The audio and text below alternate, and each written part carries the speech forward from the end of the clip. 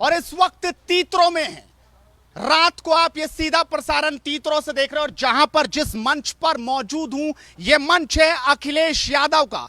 Samajwadi party के अध्यक्ष पूर्व मुख्यमंत्री अखिलेश यादव कल सहारनपुर के तीतरों में होंगे।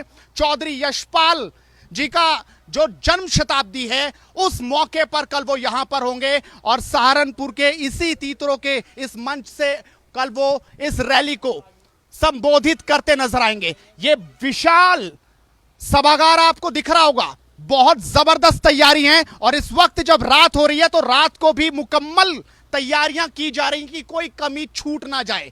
पोडियम सही से है कि नहीं, माइक की आवाज सही आ रही है कि नहीं, और तमाम जो नेता हैं, कार्यकर्ता हैं, वो इस वक्त लगातार एक एक चीज को देख रहे हैं। तमाम जो नेता हैं उनकी कुर्सियां लग चुकी हैं, जो बड़े नेता हैं उनके लिए सोफे की तैयारी है और अखिलेश यादव कल यहीं से आपको गरजते दिखाई देंगे। और आइए इस मंच से हम चलते हैं नीचे कुछ लोगों से बात करेंगे, जानेंगे आखिरकार सहारनपुरी क्यों चुना अखिलेश यादव ने, क्योंकि इसी से आप समझिए अपने चुनावी कैंपेन की शुरुआत अखिलेश यादव तीतरों से कर रहे हैं, यानी सहारनपुर से कर रहे हैं। पश्चिम उत्तर प्रदेश में सहारनपुर की राजनीति भी आपको समझनी चाहिए और सबसे जो नजर आपकी होगी वो होगी इस फोटो पर।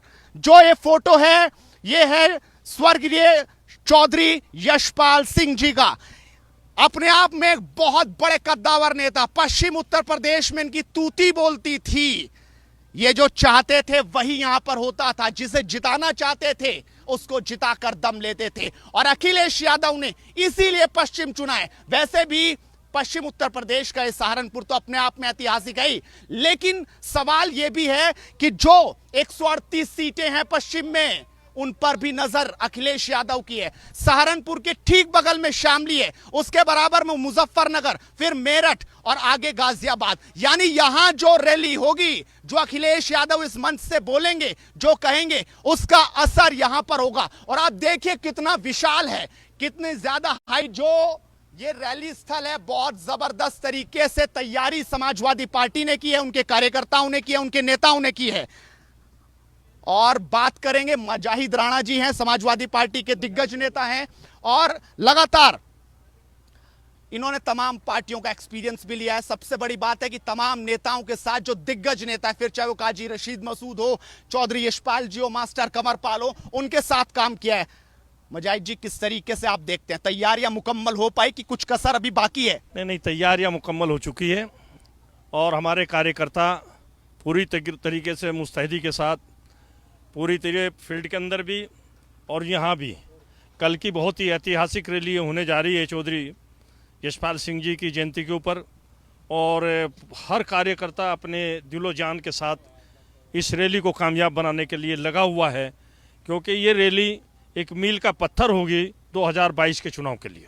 कहाँ से लोग आ रहे हैं, कि सिर्फ सहारनपुर और आसपास के लोग हैं कि दूर दराज से लोगों का आना जा रही है? ज़्यादातर लोग तो सहारनपुर की जो 7 विधानसभाएं हैं, 7 विधानसभाओं से लोग यहाँ पर आ रहे हैं और सब अपने अपने साधनों से आ रहे हैं। दूसरी बराबर में यहाँ हमारा शामली डिस्ट्रिक्ट पड़ता है, उसकी कैराना और थाना भवन विधानसभा भी नज़दीक की है। वहाँ से भी कुछ लोग जो हमारे तीतरों के आसपास के लोग हैं वो यहाँ पर आ सकते हैं। नेता जो हमारे पश्चिम में जो लोग हैं, समाजवादी पार्टी के बहुत ही अच्छे और दिग्गज साथी हैं, वो लोग भी कल, क्योंकि नेता आ रहे हैं, हमारे राष्ट्रीय अध्यक्ष आ रहे हैं, तो उनको देखने के लिए, उनको सुनने के लिए नेता लोग ज़रूर आएंगे। लेकिन आवाम जो यहाँ पर इकट्ठा होगा वो सहारनपुर की 7 विधानसभा से होगा और बराबर में से कुछ साथी जहाँ शामली के थाना भवन और कैराना विधानसभा से भी साथी लोग आ सकते हैं। 17 में तो कसर रह गई थी, इस बार ये कसर पूरी हो पाएगी इस मंच के साथ? ये साध कर जाएंगे अखिलेश यादव, आपको दिखाई दे रहा है? देखो, जहाँ तक 17 का सवाल है, 17 के अंदर जो कुछ अगर हम लोगों से गलतियाँ हुई, उन गलतियों के ऊपर हमारी पूरी 5 साल तक नजरें रही हैं कि हमने हमारे से कहाँ कमी हुई है। लेकिन अब 2022 में हम वो गलतियां नहीं करने वाले हैं और पूरी मजबूती के साथ हम 2022 के अंदर सरकार बनाने जा रहे हैं और सरकार को बनाने की तैयारियां हमने पूर्ण कर ली है। बात करूंगा इनसे भी, और भी बात करनी है, लेकिन कुछ तस्वीरें और भी मेरे जहन में और मेरी नजरों के ठीक सामने है। आप देखिए कि रात को भी अभी टेलर लगा हुआ है जो कपड़े की सिलाई कर रहा है, जो अभी भी कहीं कहीं जो बाकी है उसकी तैयारियां पूरी कर ली जाए। और बैनर्स बाहर लगे हुए हैं, उसकी भी तैयारियां लगातार हो रही है। कुर्सियां कुर्सियां आपको नजर आएंगी, कहीं बड़ी बड़ी एलईडी भी इस पूरी जगह पर आपको दिखाई देगी। तो अब जो बात है वो ये है, क्या खास था चौधरी यशपाल जी के बारे में जो पश्चिम में उन्हें इतना पसंद किया जाता, उनकी छवि कैसी थी, कैसा गुण था उनमें? क्योंकि आप तो उनके साथ रहे, कई पल आपने उनके साथ बिताए होंगे, तो थोड़ा बताइए जरा उनके बारे में। देखो, जहाँ तक चौधरी यशपाल सिंह जी का संबंध है, मैं समझता हूँ कि वो अपने आप में पूर्ण पक्वता के साथ राजनीतिक आदमी थे, और राजनीति के साथ साथ वो सामाजिक व्यक्ति भी थे। और राजनीति और सामाजिक व्यक्तित्व एक जगह जब इकट्ठा हो जाता है, तो आप ये मान करके चलिए कि देश के अंदर जो आज़ादी से पहले लोगों ने जो सपने देखे थे, उन सपनों को साकार तभी किया जा सकता है कि जब हम राजनीतिक भी हों और सामाजिक भी हों। चौधरी यशपाल सिंह जी में ये बहुत ख़ास बात थी। अपने लोगों को जिस तरीके से मोहब्बत और प्यार के साथ रखने का जज्बा उनके अंदर था, कला उनके अंदर थी। मैं समझता हूँ कि उत्तर प्रदेश ही नहीं, पूरे देश के अंदर चंद लोग ऐसे हैं कि जो अपने कार्यकर्ताओं को उतनी मजबूती के साथ सहज कर रखने का काम करते हैं। जहाँ तक चौधरी यशपाल सिंह जी की और भी बहुत सी तमाम खूबियाँ हैं कि वो अपने लोगों को कहीं पर भी कोई दिक्कत नहीं आने देते थे, सबसे मोहब्बत और प्यार की तरह बातें करते थे।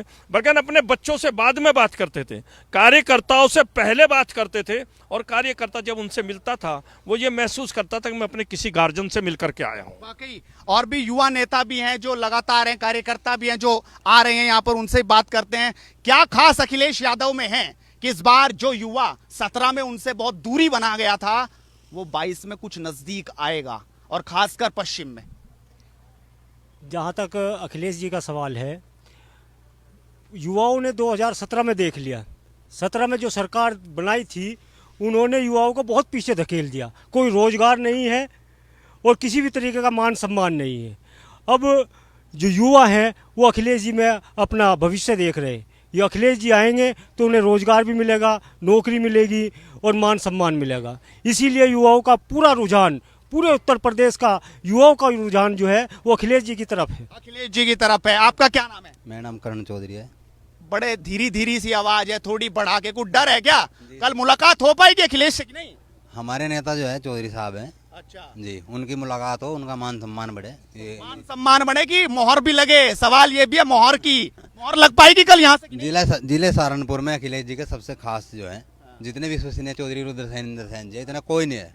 ये अखिलेश जी भी जानते हैं, पूरा जिला आज यहाँ पर है। और आपने देखा होगा दोपहर में भी DMSSP आई, निरीक्षण किया। बुलंदशहर, मेरठ, गाजियाबाद, दादरी और शामली, मुजफ्फरनगर तक के लोग यहाँ पर अब से पहले आ चुके हैं। और पूरा सहारनपुर उमड़ेगा कल, और लगभग लाखों लोग आने की उम्मीद है। और कल आप देखना जन सैलाब उमड़ेगा। और जनसैलाब, ये युवा कार्यकर्ता जो जन सैलाब की बात कर रहे हैं, और आप इन तस्वीरों के जरिए देख सकते हैं हर जगह तैयारियां इस वक्त चल रही है। और कहा जा सकता है कि जो 2022 चुनाव की बात हो रही है, वो बिगुल आखिरकार अब यहां से शुरू हो चुका है। यानी तैयारियां जबरदस्त तरीके से हैं, और नेता जो रात तक अभी टिके हुए हैं वो इसीलिए कि उनके नेताजी आ रहे हैं, तो कोई कमी ना रहे। खासकर आपको बता दें कि जो हमारे साथ ये शख्सियत है, इन्होंने मायावती यानी बसपा में भी काम किया है। क्या फर्क है, एक वो पार्टी एक ये पार्टी, क्यों छोड़कर यहां पर आए थे? मैं असल में समाजवादी पार्टी का ही पहले से ही मेरा जन्म ही समाजवाद के अंदर हुआ है।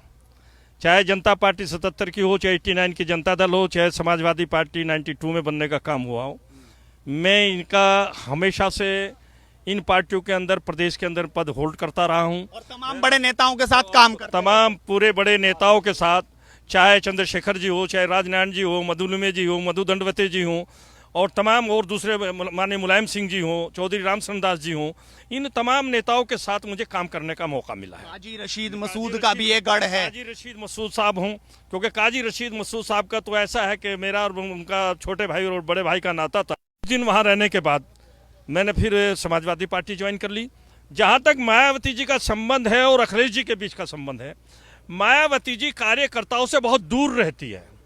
वो कार्यकर्ताओं से बात नहीं करना चाहती, वो चंद लोगों से बात करती है।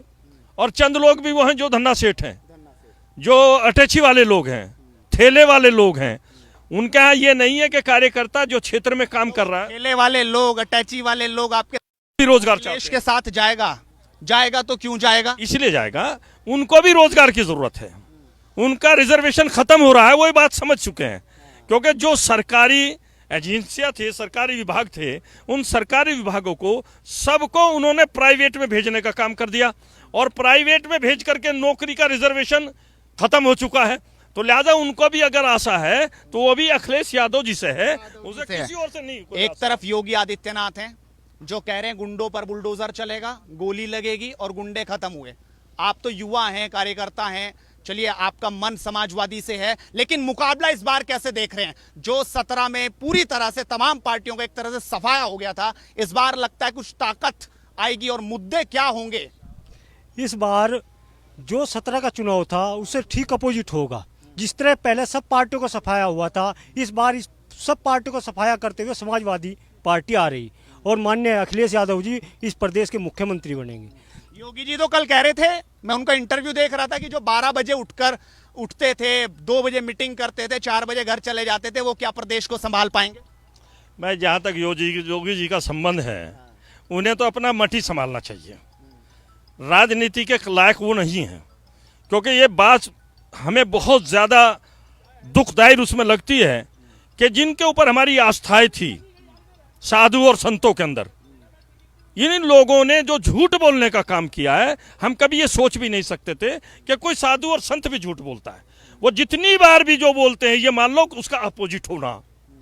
जहाँ तक गुंडों के सफाई की बात है, अगर गुंडों के सफाई है तो लखीमपुर में क्या हुआ? क्या वो गुंडे नहीं है? क्या उसका मिश्रा का आपको इतिहास नहीं पता कि मिश्रा जी का क्या इतिहास रहा? उनको गुंडों को क्यों टिकट दिया गया? गुंडा का सफाया कैसे कर दिया? हाथरस में क्या हुआ? तमाम पूरे मैं देश की बात कर रहा हूं। उन्होंने कहा बेटी बचाओ बेटी पढ़ाओ, लेकिन इस नारे के लगते ही तुरंत सड़कों के ऊपर बेटियों की बदहुरमती और बेइज्जती और जलालत होने का काम जितना इस सरकार के अंदर हुआ है, किसी सरकार बार क्या दिख रहा है? अखिलेश यादव जी कितनी सीटों तक टिकेंगे? देखो जी, हम तो आप कह रहे हैं 300 प्लस सीटें, 400 वो कह रहे हैं, आप और 100 घटा दो। 400 वो बोल रहे हैं, 400 बोल रहे हैं। मैं वो बोल रहा हूं जो हम आ रहे हैं। अखिलेश जी आपको नहीं दिख रहा कि 400 बोल रहे हैं तो सही हो? अखिलेश जी तो 400 बोल रहे हैं, अखिलेश जी 400 में, मुझे भी बोलनी चाहिए 400 प्लस सीटें आएंगी। लेकिन मैंने ये बताया कि आज की तारीख में हम 300 प्लस सीटें ला रहे हैं, और 300 प्लस सीटें भी हम इसलिए ला रहे हैं कि हमें सरकार बना करके युवाओं को रोजगार देना है। तो और भी मैं आपको दिखाऊं कि देखिए, युवा जो है वो लगातार यहाँ पर जो काम करने वाले लोग थे वो भी अब आगे आने लगे, और पंखों में करंट चल चुका है, यानी पंखे भी अब चलने शुरू हो चुके हैं। और भी नेता, हाँ आपके अंदर कुछ है अभी कहने की बात जो अधूरी रह गई? जी बताओ, आप पूछो।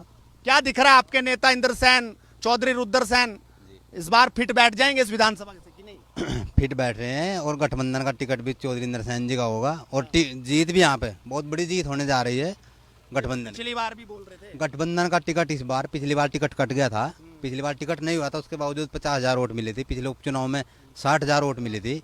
इस बार जो है, इस बार टिकट भी होगा और जीत भी होगी और टिकट भी होगा। तो आपने देखा, तैयारियां लगातार हैं और हमारी कवरेज भी इसी तरीके से चलती रहेगी। बेबाक तरीके से जुड़े रहिए नेटवर्क के साथ।